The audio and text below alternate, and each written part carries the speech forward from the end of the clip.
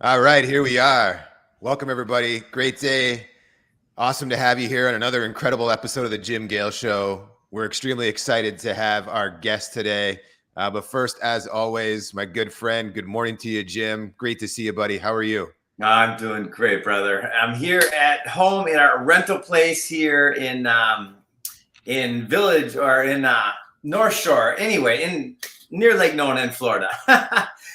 I'm so used to saying Galt's Landing. Yeah. I can't wait. We're gonna be moving there in about 2 months, and there's such a different energy here than there. It's like you can feel the difference in energy.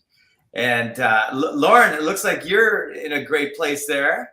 Welcome to the show. Yeah, I am. Thank you. Yeah, I'm in Fairhaven, Massachusetts, very close to meters, hundreds of meters from Buzzards Bay, which is what separates Cape Cod from the Atlantic Ocean. Oh, okay. And so it's beautiful here. The weather's been fantastic. We've been here now for about I think this is our fourth day.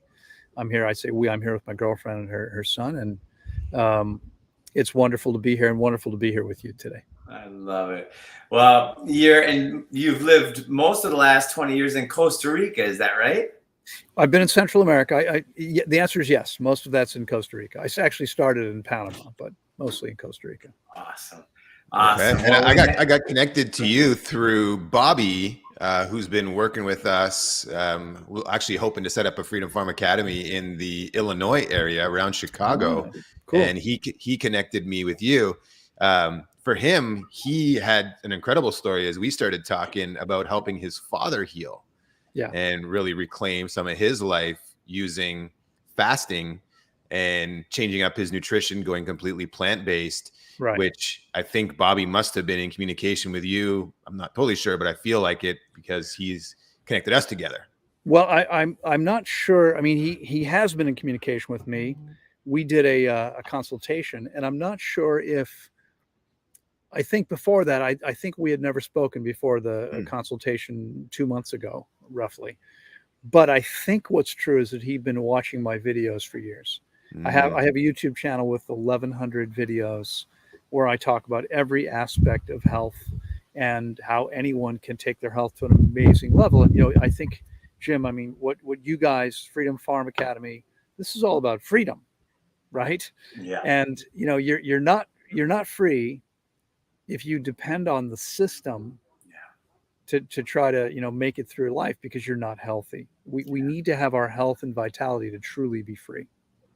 Yeah. And the freedom that gives us is amazing. I mean, I'm going to tell you something which my followers know, but this may be news to you and to many of the people who are with you. I haven't been sick a day now in 36 years. Wow. It's possible. I mean, we're actually here. The reason we're here, normally when we get my partner Sylvie lives in Germany currently. She's hoping to move to Costa Rica this next year. She and her son. But we met when we met. They were in Germany, and I was in Costa Rica, and we've been negotiating that ever since. And we usually get together in places like Thailand or warm places. Summertime, it could be somewhere in Europe, but we both prefer beaches and warm weather.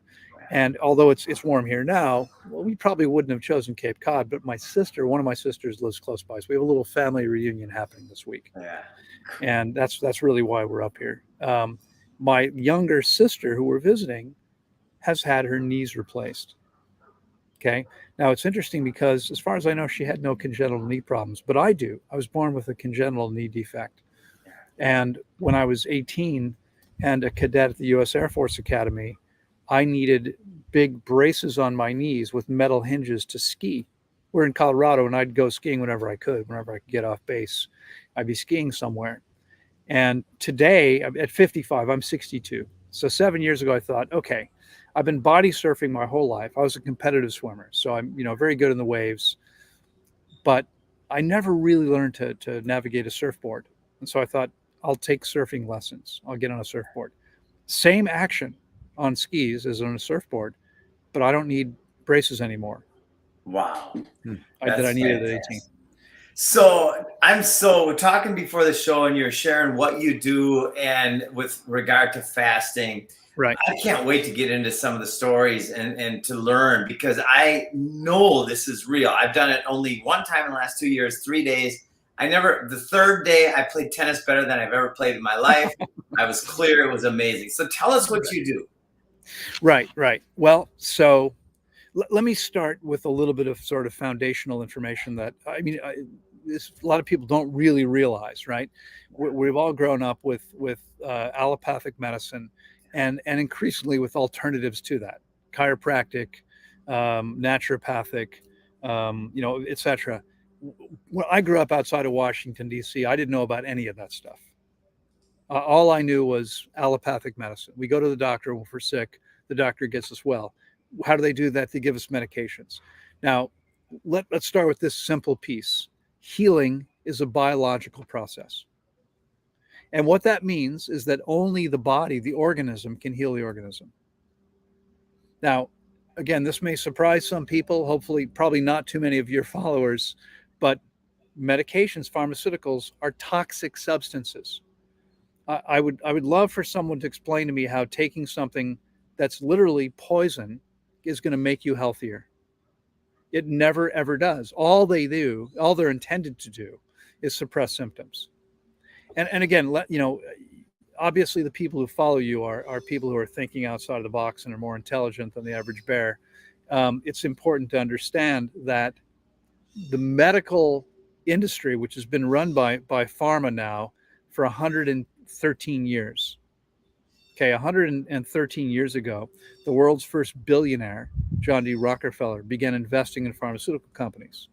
Okay, created the American Medical Association, began dictating what medical schools were allowed to teach and how they taught it. And they still control them. You can open up the Jim Gale Medical School. What's going to happen is once you're actually successful, they're going to come to you and say, hey, Jim, we've got $1 million grant for you. And we'd like you to reconsider how you're teaching this piece. You don't have to. Somebody else would be happy to have that money if you don't want it. Okay, it's a very simple bribe saying to you, if you don't do what we want you to do, we're going to give you lots of money, but only if you do what we want you to do. Yeah. They control nutrition programs as well. Okay, this is why nutritionists are still teaching the same absolute nonsense they've been teaching for years. Okay, the medical industry has no interest in helping people get healthy. I have put $0 into the medical system in 35 years. Okay, they don't want people like me out there. They want everyone to stay sick. They want you to keep buying drugs. Okay, they say that if you've got hypertension, you're going to take medication for the rest of your life. That's what they tell every single person. Okay, we have 100% success with more than 1,000 hypertensive clients. They complete a 4-week process with me, 21 days fasting, 7 days refeeding again, and their blood pressure is below normal, and they need no medications whatsoever. But the more I get that word out there, the more likely they are to assassinate me. Well, the more we get it out there at scale, the more likely they are to other people having the faith and courage to say the same thing, which takes the pressure off. You're probably aware that in the last 10 years or so, there have been over 30 alternative cancer practitioners. Yeah. Most of them decided to kill themselves. There was one somewhere in Florida who put two bullets in his brain and then jumped in the canal after that. Which is an amazing. This is a really talented person, because it's hard to get that second shot off. Yeah. He knows how to heal himself. Yeah, exactly. Don't worry. I'm not concerned. I got into this knowing I'm going to be fighting the system on this one, and they've tried to shut me. They've tried to shut me down. But the simple truth is that every species on the planet heals itself. And what your dog or cat or horse or giraffe or blue whale will do when sick enough is it will. Blue whales, maybe like sharks, maybe they don't stop moving, but the other animals will lay down. Land animals will lay down and stop eating. They'll refuse food. You can try to feed them. Instinctively, they won't touch it, because processing food takes roughly half the body's energy. If the body needs to heal, it doesn't have energy to process food and heal. as effectively. And the thing is, people say, well, but you're starving. Well, no, actually we're not. We need 2.5% body fat to survive. Okay. We've been measuring our clients' body fat now for 18 years, 18 and a half years. We've measured more than 6,000 people's body fat, muscle mass, and hydration levels. And we'll talk about hydration because it's critically important. But the average woman we see is around 30 to 35% body fat. So they've got 15 to 17 times as much fat as they need to survive. The average male we see is between 20 and 25%. Okay, they've got 10 to 15 times, 10 to 12 times what they need. Why? Well, the body stores fat because in nature sometimes it's hard to find food. Yeah. Floods, fires, droughts, whatever. Maybe there's no food available. Yeah. Most people, again, probably not people listening, but most people think if they skip lunch they might die. Yeah. Okay. The average person can go 6 to 8 weeks without a meal. Yeah. No problem. And people who are, as I like to say, wealthy in nutrient reserves can often go much longer. My longest client fast, this is going to blow people away, was 4.5 months. Only water, no nutrients, just water. Wow. Okay, 18 and a half weeks on only water. Okay, and this person started with stage 4 testicular cancer. When he was done, there was no trace of cancer. I know it. It is so right on. And it's one of the most overlooked and simple forms of healing. Exactly. It couldn't be simpler. And, the crazy thing is, I am accused every day online. I've had a YouTube channel now for 11 plus years, 11 and a half years. And every single day someone tells me I'm a charlatan, I'm stealing from people, I'm defrauding people. That I have no degrees in medicine. How can I help anyone? Not understanding that this is a simple biological process. It's, in fact, people also say, well, anyone can fast. That's true. It's easy to stop eating. The problem is that most people don't understand what's okay and what's not okay. As things come up, they don't know how to gauge how much water they need. People say, well, I'll drink when I'm thirsty. As I said a minute ago, we've measured the hydration of more than 6,000 people. Everyone's dehydrated. Most people are severely dehydrated.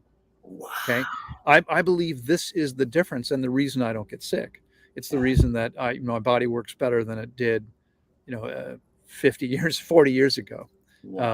Is because I'm very well hydrated. That's the key.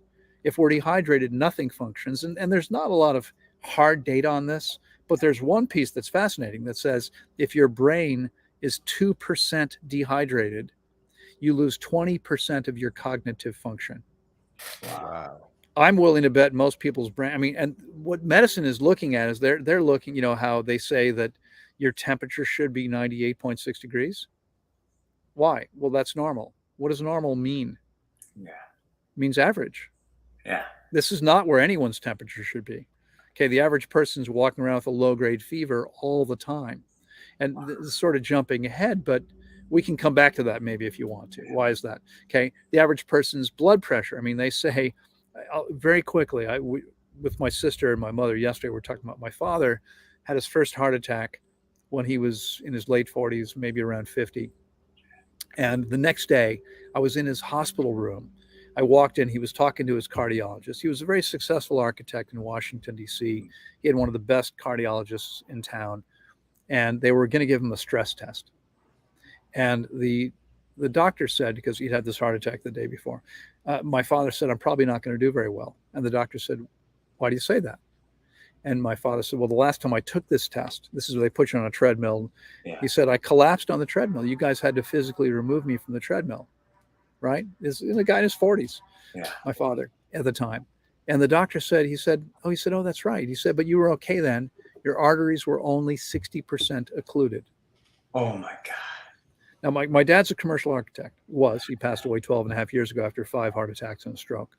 And I said to him, Dad, if you built a building and all the pipes were 60% blocked, would that be okay? I don't know if I can curse here, but what the hell? How is that possible?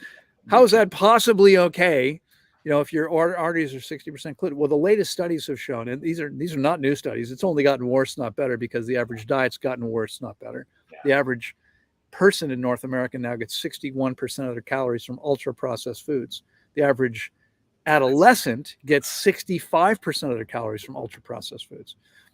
20 years ago, the studies showed that the average 14-year-old's arteries were 40% occluded at the age of 14. The average 9-year-old, 30% blocked with plaque because of the diet. Okay. Wow. This is why people are having heart attacks earlier. No, now they're having heart attacks because of the vaccinations, vaccinations, all this bullshit. But even before that, it wasn't so not like today, but we would see every once in a while, you'd hear of a college or professional athlete dropping dead while playing football or basketball. In the last couple of years, it happened a lot. A lot. Right. Yeah. Over 1,000 that are documented just in the big leagues. And right. No, but it's just a coincidence. Yeah, right. Wow. So, okay, let's go to hydration first. And then I got a bunch of questions. I'm sure Matthew does as well. Sure. How do we gauge? Because this is the thing is autopoiesis. How do we check in with ourselves to know, okay, I need to drink some? And then also maybe talk about coffee and sugar and these things that actually dehydrate. Right. Well, so the problem is that, we have this thirst mechanism that tells us when to drink. The problem is, and this is a fairly well accepted idea, that as we become dehydrated, we lose touch with that mechanism. Wow. And so having people rely on their thirst to know when to drink doesn't work very well. In fact, I'll tell you a short tale. It's a sad story with a happy ending. I had a young man. He was a law student from Amsterdam who fasted with me a few years ago. And now, for people that can't travel to Costa Rica for whatever reason, I work with people remotely as well. They need to have a few devices where they can measure their blood pressure and pulse and temperature and some other things. And then we send them a spreadsheet, which they complete every morning, and then we speak every day. And I've already spoken to several clients. I've got, I think, 6 or 7 more to talk to today. 7 more today. So I took him through a 21-day fast. It was life-changing for him. He was a competitive tennis player, took his tennis game to a whole new level. He was thinking much more clearly. He'd had some issues with depression. Completely resolved all of that. And he felt better than ever. And he came back to me about a year later and said, I'm ready for my next fast. I'd like to fast with you again. I said, okay, great. Just before we started, he said, I think, I don't agree with you on how much water we need. This time I want to just listen to my body and drink when I'm thirsty. That's okay, right? I said, no, it's not okay. If you're not going to take some coaching on this, I can't guide you through the process. It's not going to be safe. And he said, okay. So he fasted on his own, and he wound up in the hospital with 3% kidney function. Okay. Oof. As we become dehydrated, we're damaging our kidneys. Okay. Your kidneys are filtering your blood 60 times per day. If your blood is, so every minute of our lives, our bodies are taking 2 million blood cells out of circulation because they're damaged and worn out. Yeah. Okay. And the body's going to replace them. In order to replace them, it needs the raw materials. Now, it can recycle some of what was used, but it can't recycle all of it. If they're damaged, that means there's things that are beyond repair, and the body needs water to get rid of it. So blood is 92% water. What it primarily needs is the water. Yeah. Okay. If there's not enough water, it can't make enough blood. If blood volume is low, then there's a disproportionate amount of solid, of garbage to the water, and we damage the kidneys as everything goes through these long tubules that the kidneys are essentially made of. And so that's what happened. He wound up in the hospital for 3 or 4 months. Okay. And he almost died at the age of 22 or 23. Yeah. I didn't know anything about this. So I didn't hear from him. He came back to me about a year later and told me what happened and said, I want to fast again with you. He said, but I'll follow your coaching this time. I said, okay. So I took him through another process, and he fasted again for 21 days. And about 2 months later, went and had a scan and was told that his kidneys were back to 100% function. Wow. So he drank when he was thirsty. It clearly wasn't enough. And this is in a body that's still working better than most people's, having already fasted once. Okay. I mean, what happened was he had eaten what I believe is an optimal diet for quite a while, which is a hydrating diet. He'd eaten an optimal diet for a while, but then eventually had started to make some less than optimal choices. He was still probably far better off than the average 23 or 24-year-old. I don't remember exactly what he was at that point. He was still far better off than the average person his age, but he wasn't ready to listen to his body. So the first piece is it's difficult to do. We actually use technology. It's fairly simple technology now. It was invented about, I'm not great with history, like dates and so forth. The first Gulf War was what, 25 years ago? Something like that. Something like that, yeah. I think 1997, 98, somewhere in that range. Yeah. So during the first Gulf War, the U.S. military went to an American inventor and said, we've got all these servicemen and women in the desert. We need a way to measure their hydration to make sure they're not dangerously dehydrated. And so he invented a technology which is called bioimpedance. It sends a tiny amount of current through the body. It's called bioimpedance because body fat contains only about 10% water, and so it impedes the flow of current. Okay, it acts as an insulator. We need water to move current. And so this it's a complicated algorithm. It's not 100% perfect. There's issues, but they claim it's like 99.5 or 99.9%. And we've been using it now for 18 and a half years. We've measured thousands of people. It's fascinating what we see. And interestingly, I had a client once from Hawaii who ran a clinic in Hawaii where he charged people $5,000 or $6,000 for like a 5 or 6 hour appointment where they would come and he would test everything. Wow. It was like a full workup on how healthy you are. They would look at everything you could measure.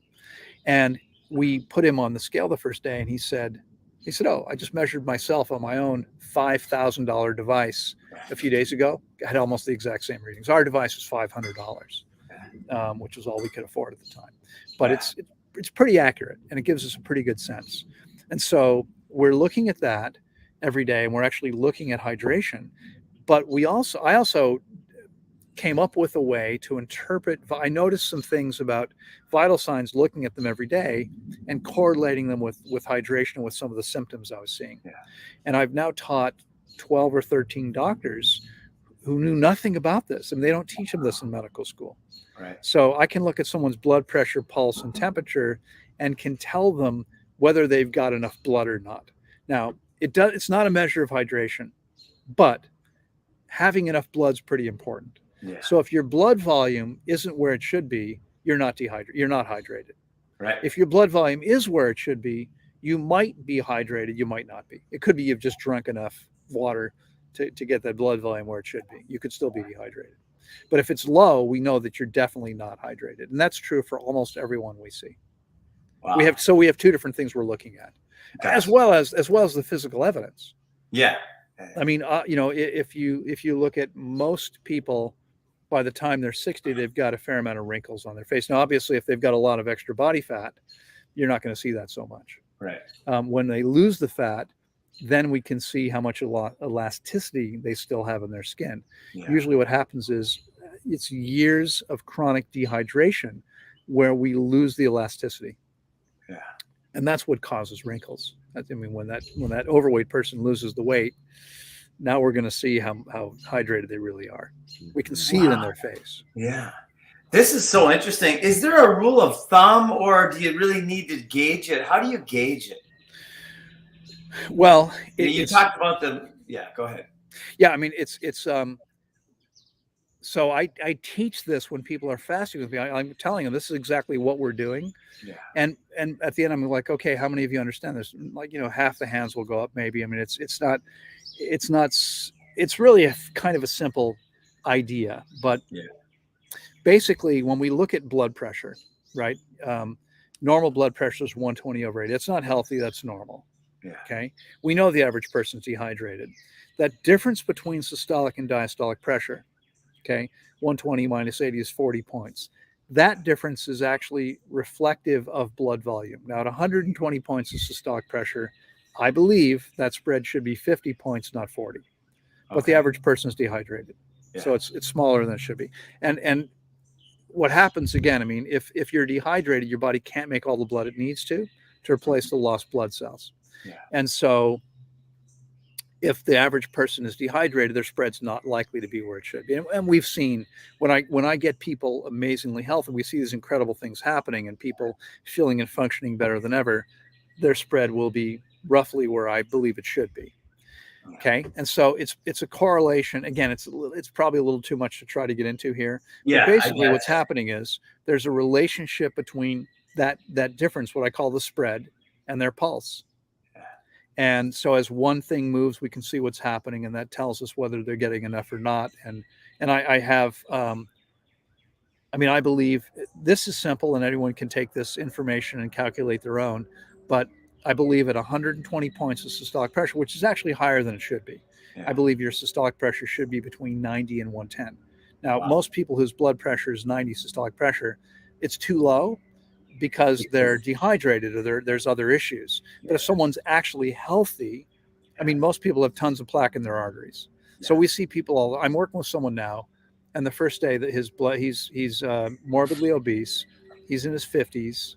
I think he might be actually 60. And his blood pressure was 119 over something. It's like, that's pretty good, right? I said, well, 119 is fine, but your diastolic pressure, it was like 90. So the difference between the systolic and diastolic pressure was 29 points, when it should have been at 119, it should have been 50 points. Yeah. Okay. So what that tells us is that his actual blood pressure, if we corrected his blood volume, his blood pressure would have gone up by roughly, I'm doing this in my head, but by roughly 31 points. So it would have been closer to 150 over 90. Okay, is that healthy? No, that's hypertension for sure. And what the statistics say is that for every point you are above 120, you have a 2% greater likelihood of heart attack or stroke. So his increased risk was 60% above the average person his age. Those are not very good odds for a guy who's obese, morbidly obese. For sure. He's going to die of a heart attack or stroke unless he changes it. And he's changing it right now. He's now on day, I think, 7 of his fast, and his blood pressure is coming down. By the time he's done, we won't have anything to worry about. But so we can see with these numbers, if you're at 120, the spread should be 50 points. For every 3 points change in pressure, there should be a 1 point change in spread in the same direction. So if your blood pressure is, let's say, 111, 9 points below 120, then your spread should be 47, 3 points below, 1/3 of the 9, 3 points below 50. Okay. If your blood pressure is as high, no one's blood pressure should be higher, any higher than 120. But if your blood pressure is 129, your spread should be 53 points. And this doesn't mean that you're healthy. If your blood pressure is 129, it's way too high, and we have an issue for sure. And that's usually plaque in the arteries and maybe other things too. But it does tell us if their spread is 53 points, it means at least they have all the blood they should have. Okay. That's only one issue, but it means that issue is okay. Yeah, that's a big one. That also means they're hydrated typically. Well, again, it means they could be hydrated, right? If it's not where it should be, it means they're dehydrated. If it is where it should be, they could be hydrated. It just could be that they've been drinking enough water. So when people are doing the fasting, is the plaque being removed from the arteries as well? Your body has virtually infinite intelligence. It knows exactly what it needs to do. The problem is that when most, right now, today, you guys are living your normal lives and being busy and eating 3 times a day. Your body doesn't have much energy to remove the plaque. As soon as we begin fasting, it immediately begins to happen. And it's interesting because with most people, we'll see their blood pressure coming down from day 1. When people are old enough and they have enough plaque already in the arteries, we'll usually see their blood pressure going up first for the first 3 or 4 or 5 days and then coming down. Why? Well, as we break the plaque down, your blood becomes thicker. and the pressure goes up. Mm. And then by the time the body gets enough of the garbage out of the bloodstream, the pressure starts to come back down again.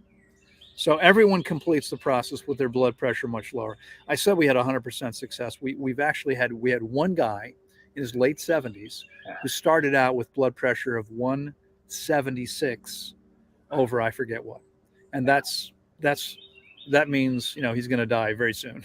Yeah. I mean, the risk is extremely high at that number. He completed a 21-day fast with me with his blood pressure at 126 over something. Wow. So it had fallen 50 points, eliminating statistically 100% risk. I mean, he went from over 100% risk to having 112 to 12% greater risk. Wow. Yeah. What an improvement. Yeah, that's amazing. Go ahead. Yeah. And it's not just numbers. I mean, most people will report that they feel and function better than they ever have. Yeah. And is it in the Western world, hypertension the highest cause of death? Isn't it the number one cause of death? Well, I think that's a fair statement. I mean, heart attacks are actually now 2 to cancer, but number 3 used to be stroke. It's actually now called it's now what's called iatrogenic disease. If you've not heard that term, iatrogenic disease means mistakes of doctors in medicine. Oh, yeah, that's the big one. Doctors actually kill more people than anything besides cancer and heart disease. I mean, that's according to Johns Hopkins University, very prestigious university. And doctors are responsible for the majority of cancer and heart disease. So really, it's number one by far. I completely agree with that statement. Okay. My father officially died of a stroke. Right now, when I went home for his funeral, I said to my little brother, the doctor, I said, another family member, because all of our older family members have been killed by medicine. Another family member killed by. He said, "What do you mean? He had a stroke." I said, "Right. Would he have bled to death in his brain if he wasn't taking blood thinners?" My brother said, "No, probably not." Boom! It's amazing. Yeah. Okay, I got one that is, for me, it's a big deal. I always consider myself a little guy. I was 98 pounds in junior year in high school. Right. I weigh about 165 now. I'm kind of over it. How tall are you, Jim? I'm almost 5'10", 5'9", okay. 5'10". And I feel very strong. I just did like 36 pull-ups the other day. I'm 53 years old. I feel really good. What I don't want to do is lose weight. And so that's because I feel very comfortable where I'm at. When I fast, I know there's a way to do this. I just don't know how yet. And I'm hoping you can help me with that. Well, the truth is, it's not something I'd even encourage you to attempt to control. Yeah. Okay. I mean, I think it's a little misguided. And first of all, I mean, honestly, I understand. I mean, we all have egos. We all want to look good. Yeah. And right. I'm 6 feet tall and 150 pounds. Yeah. I'm also very strong, but I have a tiny frame, tiny. I mean, we have, I'll have clients, women who are 5'2" that have bigger wrists than I do. Right. And this isn't scientific, but we don't typically carry a lot of weight here. So it's a pretty good way to see how big the frame is. There's actually a scientific way here. There's a bone here and then the big bone here. And you can actually find right here. Where is that? But right there. So there's a space here that by the time we stop growing in height, this dimension never changes, no matter how much weight we have. If you can find the space there between the bones, you can use a caliper and measure that. You can actually look on a chart to see how big your frame is. The larger your frame is, the more weight you should carry. Yeah. Now, to be honest with you, most people weigh much more than they should. Everyone should be toward the bottom of the weight range. If you look at animals in nature, with the exception of animals that need excess fat for temperature regulation, hot or cold, and we don't need that. We wear clothing. We live in heated buildings, and we don't have to worry about that so much. So most animals, you're typically going to find that the healthiest members of the species are among the leanest. They may not be the leanest. The leanest may be sick. Right. The leanest may be an animal that can't get food because it's not strong enough, fast enough. But you're going to typically find that the healthiest members are among the leanest. There's no benefit to us to carrying around a bunch of extra calories. Yeah. Chances are good that in your kitchen right now, there's tens of thousands of calories. And if there isn't, you've got a cell phone. You can, in 20 minutes, you can have as many calories as you want at your front door. Okay. Yeah. You don't need to carry them around on your body. Yeah. Now, if we ever run into a situation, which, I mean, I think they're trying to engineer food shortages, so it could well be that if you have more reserves, you could live longer. But it's interesting because even when people who are very underweight, I have a woman who will be a naturopathic doctor coming back to fast with me for the 4th time in August. And the first time she came, she'd had trouble gaining weight. She was 5'6", and she weighed 85 pounds. Yeah. Where someone obese might be losing between 2 and 4 pounds of fat per day. Yeah. Per day. It's crazy. When fasting, she was losing 2 to 4% of a pound of fat per day. Wow. Yeah. So the average person will lose 21 pounds in 21 days if they're in an appropriate weight range for their height. Yeah. But someone who is much bigger than that is going to lose much more than that. And someone who's very lean is going to lose much less than that. And so even, if you're listening and you're thinking, oh, I'm probably too skinny, you're probably not. Right. I take people who are very lean and we take them. I mean, often these people can't gain weight because they're not assimilating very well. Yeah. We can change that by completely healing the digestive tract. So for you, now here's the crazy part. I think you said 53? Yeah. Okay. So at 50, there was a paper published from Denmark about 10 years ago. And I think they had about 75 participants in a small study. And they said that the average person had between 5 and 10 kilos. That's 11 to 22 pounds of old waste in the intestine. Okay. They range from like 20 to 50. You're 53. Okay. Yeah. Typically what my experience is that the older one is, the more of the stuff there is. Yeah. Okay. If you've eaten conventionally for most of your life at 53, you probably have 20 pounds of stuff in there. Yeah. So if you weigh 165, yeah. Okay. So 145 of that might be you.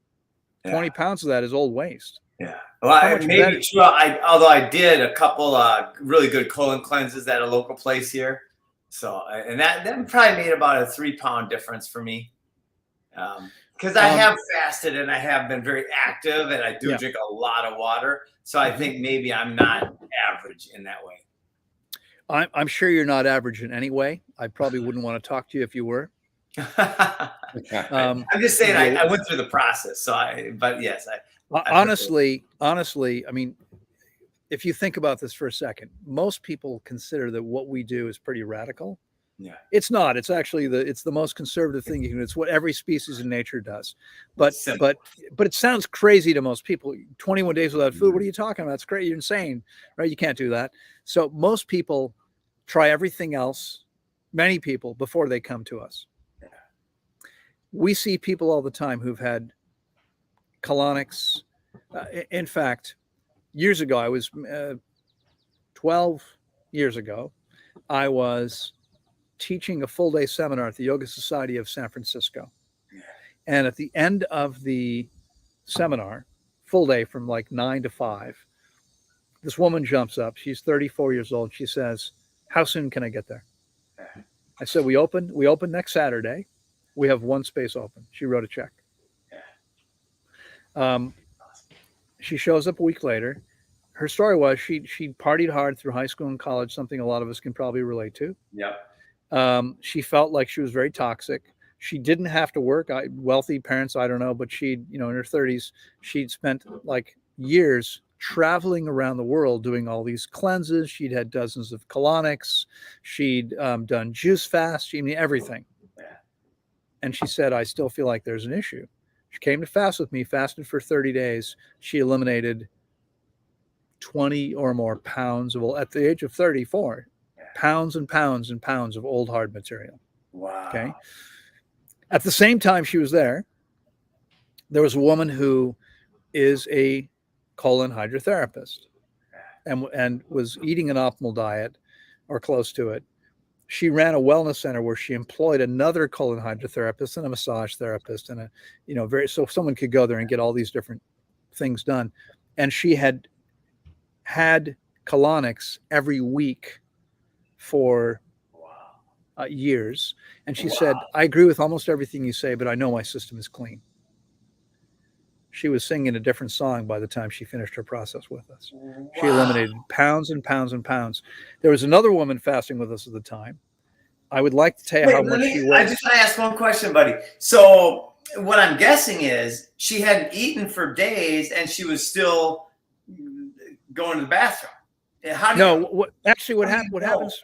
Well, we know because what happens for most people is they'll eliminate for the first 2 or 3 days. Yeah. And then they'll stop. Okay. And then when they start eating again, so the refeeding process, with a 21-day fast, it's 7 days refeeding. With a 26-day fast, it's 9 days refeeding. With a 30-day fast, it's 12 days refeeding. And when they start eating again, it's typically for someone fasting 21 to 26 days, on around day 4 of the refeeding process is when they start eliminating the old material. It typically takes, here's what's happening. For 21 to 26 days, the body is breaking this stuff down and hydrating it. And this is why how much water they need goes up during the process, because more and more of the stuff is breaking down and absorbing water. They start to feel bloated. Sometimes their bellies are distended. Why? There's nothing in there. Oh, there is. There's pounds and pounds of stuff in there. As the body's breaking it down, it's hydrating it, and it's absorbing water and taking up more space. It's expanding in volume. Okay. Even with sometimes 4 weeks or more of breaking down and rehydrating the stuff, by the time people start eliminating it, it's often still quite hard and dry. Wow. I mean, not so hard and dry it won't move. It's moving, but it's often painful and difficult. Yeah. I had someone recently tell me that they had this first hard bowel move. They poked it with a stick. It felt like a rock. I had a woman a year and a half ago. Her roommate came to get me. She was fasting with me at Tanglewood, and her roommate came and said, she needs to see you. And I went to see her, and she was sobbing. She had just had a bowel movement. She said, I felt like I passed 2 huge chunks of concrete. Wow. That's how hard this stuff was. It was super painful. Wow. This is stuff that's been building up in the body for 30, 40, 53 years. And it's going to be, and it's not coming out with colonics, because the colonic, there's between the small intestine and the large, there's a valve called the ileocecal valve. Okay. The cecum is the beginning of the large intestine. The ileum is the end of the small intestine. It's between the two. And when you put water in the colon, it can't go any further than that valve. But all the hard material is stuck in the small intestine. Okay, the large intestine is roughly 1.5 inches in diameter.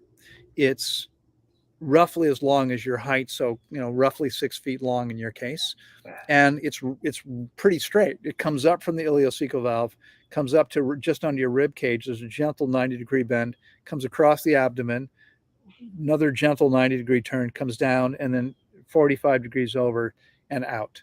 Right?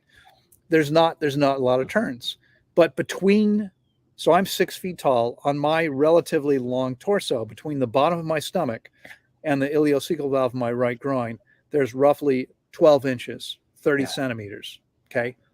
In that space, there's roughly 22 feet of small intestine. So it's a lot longer. It's in a much smaller space. It's all twists and turns, and it's 1/3 the diameter of the large intestine.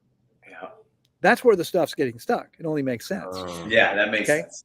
And people can't feel it because guess what? You have no nerves in your small intestine. But when people are fasting, they're going, all of a sudden I feel bloated. That's because that stuff has moved from the small intestine into the large. Yeah.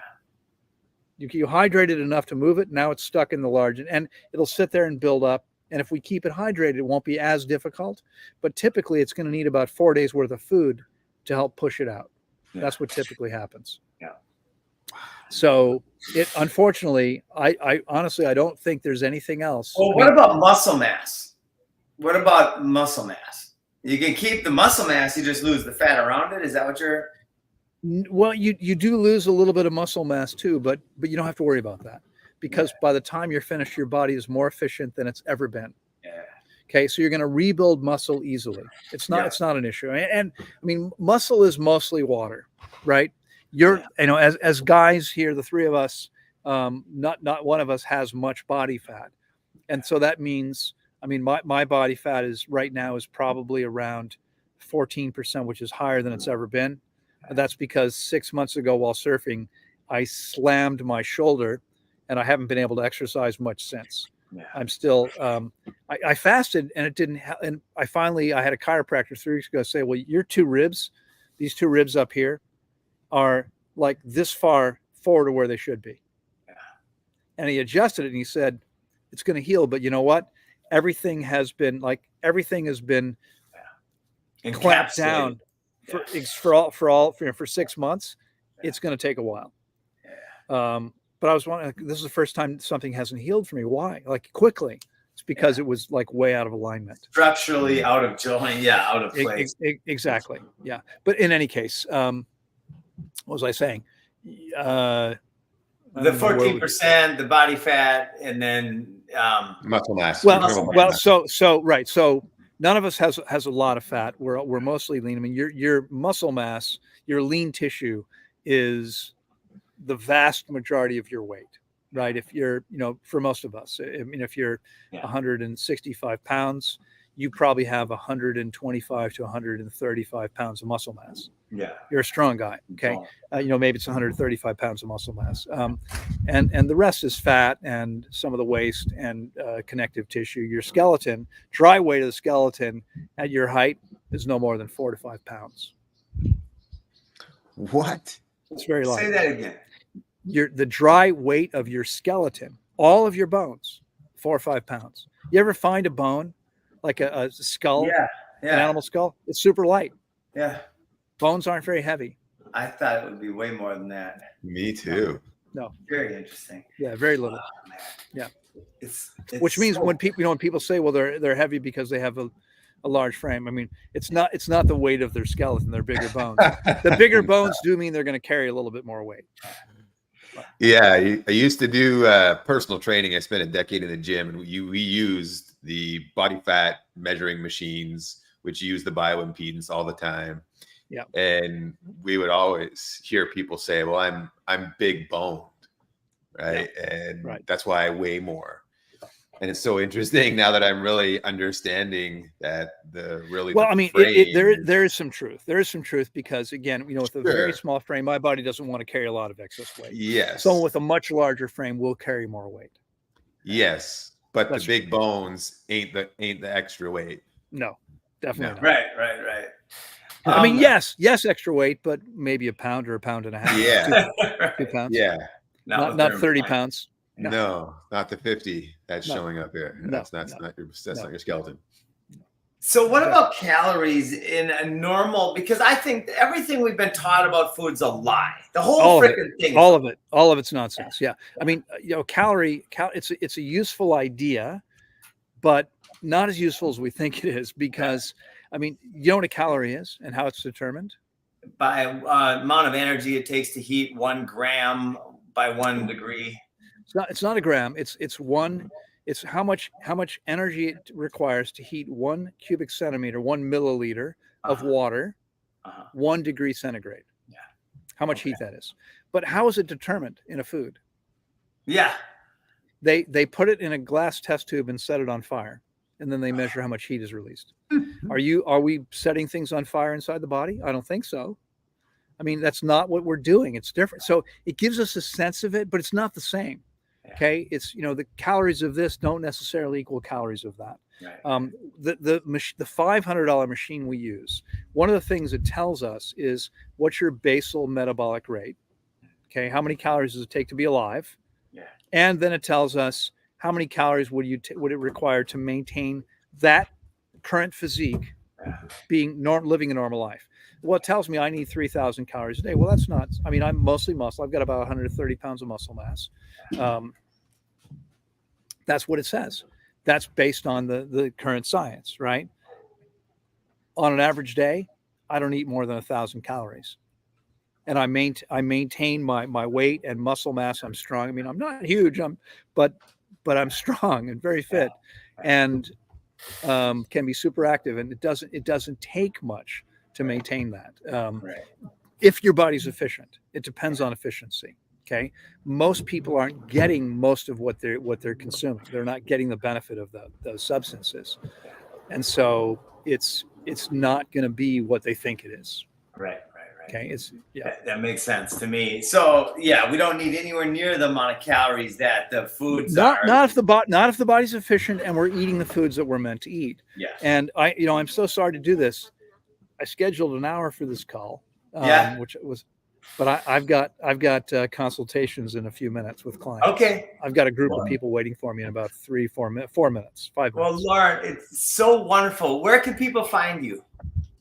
Well, first of all, our website is the Tanglewood. It's tanglewoodwellnesscenter.com is the website. Actually, it's .com. Our email address is now .org because we were hacked in January and lost our Google domain. Yeah. So the Tanglewood. This one forwards, which is good. I just went to it. So. Okay, good. Forward. Okay, good. Yeah, thank you. You can, and if you go to the web, the easiest way is probably to go to the website. There's a lot of information there. Thank you. That's it. From there, there's a contact us button, and I read each of those messages myself and respond to most of them myself. I love it. I also have, as I mentioned, a YouTube channel with about 1,100 videos. It's YouTube/Loren Lockman. You'll find me there. I have a new Instagram. Our Instagram was lost. By the way, I mean, there's no new YouTube videos because I haven't been able to get into it since January. Yeah. We're still working. They took mine out as well. Well, YouTube didn't do that. We got hacked and I've lost access to it. Yeah. And it's hard to recover if you lose your recovery means. Yeah. Oh, it's a nightmare. It's a disaster. I actually started a new Instagram channel because of that. But you can find me those ways, and that's probably the best way. Okay. Well, thank you for everything you're doing, Loren. It's absolutely, I'm going to be talking about this a lot. It's so simple and so. Oh, it's a pleasure. I mean, I know we probably could have used more time. I'll just put this bug in here if you want to. I'd be happy to come back and do it again sometime because there's so much more we can talk about. And come visit us at Galt's Landing in Central Florida. We'll blow your mind. We're putting up a wellness center there, and fasting is going to be a part of it. I would love to. I'd love to talk with you about it. I mentioned to Matthew that we've got this large project trying to create a nature preserve with an eco village there. And I'd love to talk to you about maybe working with you on that. Yeah, we design and we're really good at it. Awesome. Beautiful. Okay. Have a good one, Loren, my friend. My pleasure. Thank you Take so care, much, everybody. man. Great to see you. Thank you for everything.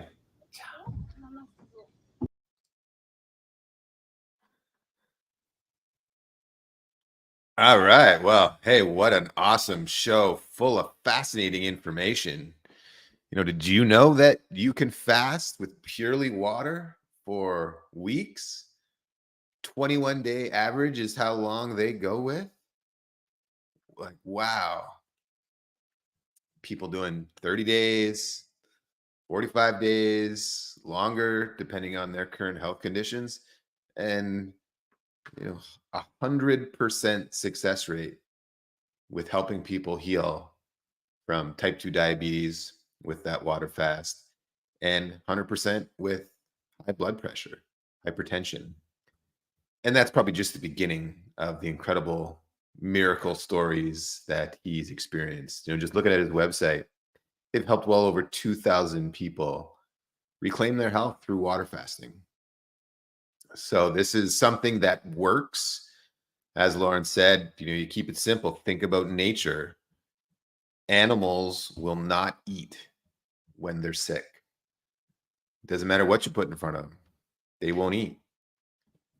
So the natural inclination from nature to help heal is to remove the energy that's wasted or required to break down food, and is instead redirected towards healing the body. And what a profound yet so simple concept. For myself, I've done a 7-day water fast. That was the longest I ever went. And I can tell you, I felt amazing come day 7. I felt amazing throughout the whole thing, other than day 1 and day 2, you're getting over the cravings and like your addictions, a little bit of headache, that kind of thing. But once you're through that initial hump, I just felt my energy climbing each day. And I didn't go longer because I was uneducated about it. So this is something that you definitely want to ensure You communicate with others and learn as much as you can. But there's a lot of practice around even just fasting 1 day a week. What if every week you began to only drink water on one of those days? You do 24 hours of just water and just focus on hydration. What would that do for your life and your health? Now take it to 2 days, 3 days, 5 days, 7 days, etc. Profound healing, and something that every one of us today could use. Healing is extremely important, and we don't give ourselves the chance to heal because we are so addicted to food. I hope you had a great time with us today. Thank you for joining us, and hope you learned a lot. I know I certainly did. And prior to ending this show today, I just also want to tell you, if you're open to learning about how to grow food utilizing permaculture, head over to foodforestabundance.com today. Book yourself in with one of our professional permaculture designers. Our company now has done close to 800 designs in 54 countries around the world. So that's 800 new food production sites that are utilizing permanent agriculture. These are suburban backyards. These are country homesteads. These are churches and schools and orphanages and high-end resort hotels and prisons, actually, and on and on. The anywhere there is space, we should be growing food without poisons. And we should be growing that food utilizing the edible perennial plants that are native to that ecosystem. And we should be focused on rebuilding soil and letting nature do what nature does best. Nature is infinite intelligence. Look at how complex nature is. We are just scratching the surface of our understanding. And we don't grow the food, nature does. We just provide the design and the ideal environment for it to do what it does best, and then it creates abundance. So head over to foodforestabundance.com today. There's no obligation. You can book yourself a 30-minute strategy session with the designer and just learn about what's possible for you and your property. What a great investment of 30 minutes of your time. This can completely change your life. So thank you again for joining us on the Jim Gale Show. Hope you had a great learning experience today, that it was well worth your investment of time. And we look forward to seeing you again very soon. The show's officially over. Have a great day.